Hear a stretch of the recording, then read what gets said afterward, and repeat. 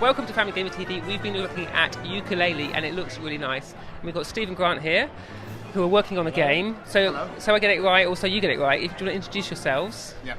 So I'm Grant Kirkhope. I'm the composer on YookaLaylee and other things like Banjo Kazooie and GoldenEye and all the rest of it that I used to do in the good old days. Back in the day. And also, I'm Steve Mayles. I'm character art director at Playtonic. I'm back in the day. Yeah. I worked on Donkey Kong Country and the Banjo Kazooie series of games. So we're looking at YookaLaylee. Right.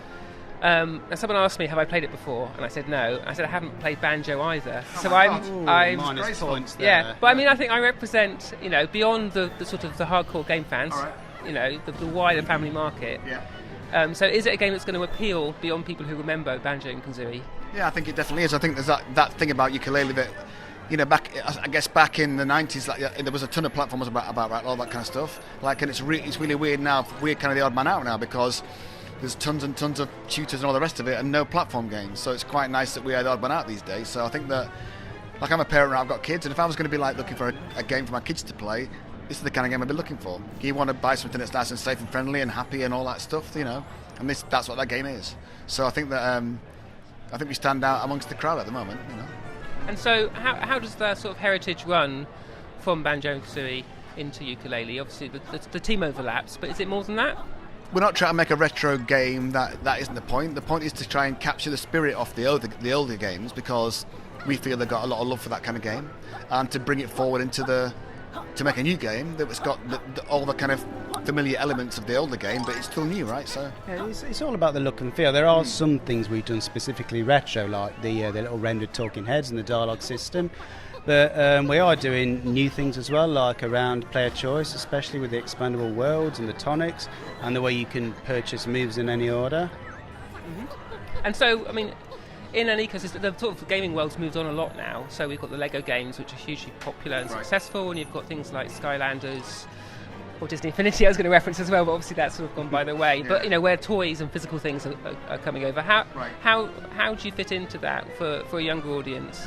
I don't feel that we fit into that bracket really. We're not. Skylanders is not a great comparison. I don't think we're anything like that really. We are a true bona fide 3D platform game like Super Mario 64. Open world is a good phrase. You can go anywhere and do within reason do anything you want. So I mean, there's no linear path.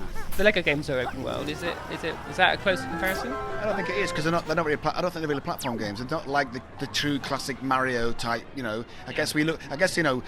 We were rare in the 90s when Mario 64 came out, and that broke all. Everyone went back to the first 3D platforming game. That was a special event, right? So, I guess that's what we look towards, is to be the birth of the 3D platform game, really. So I guess we're from that genre, from that heritage, as opposed to the Lego games aren't really platform games. They're not really platform games. They're more.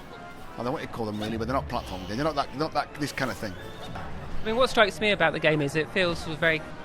I don't want to use the word artisan, but it feels very sort of handcrafted, not a sort of commercial product. Right. Which is kind of a funny thing to say, but you do, when you compare it to like Lego and the other ones, you realise that those are big companies making those, and all those franchises make them very commercial. And I really like, as a parent, the way that YookaLaylee feels very handcrafted. Is that a by a positive, small, definitely. Thing you're saying? It's brilliant. Yeah. I mean, I think that's the problem, is finding kids experiences that don't sort of commercialise their play. Right. And it feels like YookaLaylee maybe sort of ticks that box. Yeah, I think we're trying really hard to just make that thing that we do well.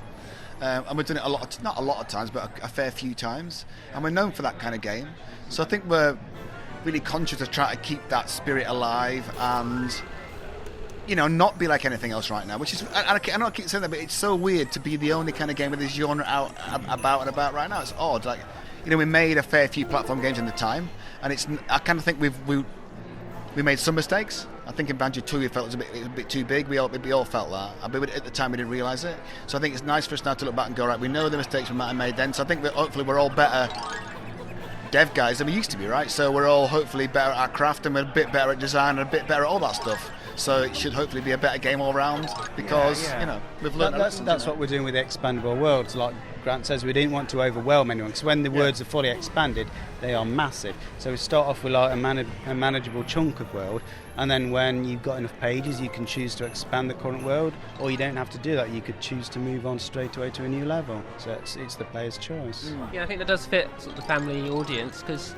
although it needs to be simple to begin with, kids are really insatiable. If they like something, they want to go back and do more. Yeah, so having the big worlds makes a lot of sense. My son's like 13, but like a couple of years ago, he would like just rush through games and miss half the content and get to the end and not be able to complete it because he hadn't collected enough stuff or whatever. He used to say, Max, for God's sake, just do it in order and take your time, it'll be fine. But he would never do that. So, but I think we've catered for that kind of person because some people want to just get through it and see the ending and just complete it and write great. And some people want to do the complete RPG thing and collect everything, see everything, go everywhere, touch every corner, So we're hopefully providing for all that kind of style of play. But you can never cater for everything, but we're trying our very best. So at the centre of this, you've got the Yooka and Laylee, which are two characters, as I understand it. We talk just sort of rounding up. It'd be nice to just talk a bit more about them, how they sort of came into being. Oh, there you go. So, yeah. So how did you come up with them? They look amazing, but also really unusual. So kind to say. We've done this sort of thing before, so we're kind of, as I'm designing the characters, you're kind of thinking, what proportions do there need to be?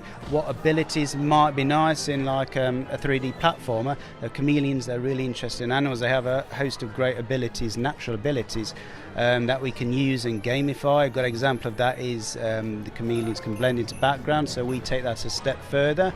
And so is that Yooka? I know which is which. So yes, the chameleon's Yooka is a chameleon, yes. So Yooka can take on physical properties of objects by like licking them. So you can become metal and become heavy. You could become like electrically charged, things like that. And again, the bats, cool creatures with great natural abilities around Sonar, and we take that a step further. So now we have like Sonar shots and Sonar smart bombs, and all these abilities can be combined. And so the game sort of raised funds via Kickstarter and did amazingly well. So where are you on the road to sort of saying a family being able to get their hands on it and play it? Well, we have, for the backers who backed us at Toy Box level, next month we have the Toy Box coming out, which is a self-contained area, spoiler-free area, where players will be able to get their hands on the characters and use all the moves, but with no spoilers. So. And so you might have said this already, but which platforms is it coming to? It's coming current. Everything. Kind of say that everything current, so like PC, Xbox One, PS4, Mac, Wii U. Wii U, everything that's currently out now. And I mean, is the Vita up to it, or is that too much of a stretch? I said the wrong word already. Yeah, it's all the major consoles, not handheld. Does that cover it all? Yeah. And PCs. Yeah. Yes. And maybe Macs as well. Yes. Yeah, I think mini Macs probably. Yes. Yeah. Cool. Well, it's great. So it's been really nice to catch up with you and sort of hear the background for me, filling in some of that sort of backstory. But seeing the game's amazing. Yeah, like for us, I think you're a good candidate really because you've not played the old games, right? So it's nice to see someone's opinion that's completely fresh. Because we've got like 80,000 backers who love the old games, right? So it's nice to meet somebody like you who's kind of going, I don't know anything about Banjo Kazooie, but it looks cool. It looks cool. Or it doesn't look cool. So. It's good to see that you like it, hopefully, and it's a good indicator for us that it's going all right. Absolutely. Yeah. Well, thanks for your time, and we'll keep tabs with the game and look forward to getting my kids on it when it's out. Thanks a lot. Absolutely, marvellous. No problem. Thanks for talking to us. Thank you.